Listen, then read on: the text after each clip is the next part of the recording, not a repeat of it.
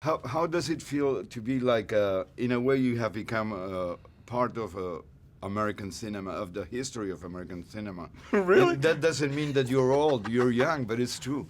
You've done almost, I think, 100 movies or more, Yeah, a few more. Yeah, a few more than 100. and Yeah. they're all quality, not all of them, but almost all. And then tell us a little bit. No, I'm kidding.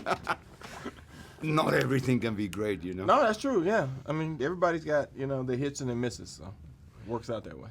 And how do you feel about being considered that, like an iconic actor of? I think it's fine. I mean, I've done some significant work, and I've always given what I consider audiences, my best when I'm in a film. I don't take any job for granted. I approach every job the same way. I love movies, and I want people to go into the cinema and enjoy what they see on screen, especially if I'm in it, and have something to talk about when they leave. And if you've done that, then you've accomplished your goal. And I was going to say your character in the movie is central to the development of the story. Oh, this one? Yes. Would you tell us who he is, because it's based on someone? Well, George Washington Williams, the character I portray, is sort of responsible for the historical context of what this film is.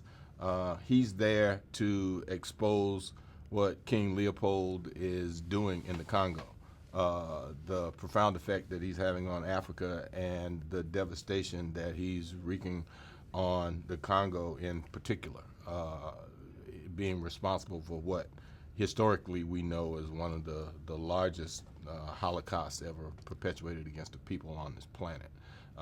And he's there to document it and to inform other governments not to loan King Leopold money to complete what he's doing there, building his railroad and taking and raping the country of rubber, ivory, and diamonds.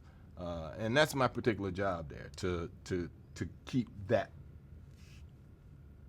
line of thought as Tarzan's trying to rescue Jane, and we actually have a very interesting kind of change of what the Tarzan story is. Tarzan's usually, in my mind, the jungle police. He keeps the animals in line, he keeps the natives in line, and he lives in this tree with Jane. But in this, we find out, Tarzan of the Apes, why he's Tarzan of the Apes, and what his relationship is to those apes, and how he was raised in that ape community, and what that meant to him in terms of the kind of apes that liked him, the kind that didn't, or whether he was bullied or not. And then, for the first time, we find out that this particular Tarzan was taken into the African community in a very specific kind of way and raised by those people. So he has a relationship with those people. So his role in this particular film is very different than any that we've ever seen Tarzan before. I agree. But since you've been in many blockbusters, summer blockbusters, or like that, how does it feel, and what is it satisfying? It compensates for the work you invest, or do you care about the money films produce, or? No, I generally cash my check by the time it's time for them to get their money. But yeah, I want the film to be successful. I want people to see it. And like I said, I want people to go into the big dark room and enjoy Tarzan the way I used to enjoy Tarzan when I was a kid, as an entertainment entity and as a story that possibly makes them leave and try to find out more about what was actually going on. What did King Leopold do in the Congo? Who was Leon Rom, who's also another real character that Christoph plays? And what happened as a result of what Leopold did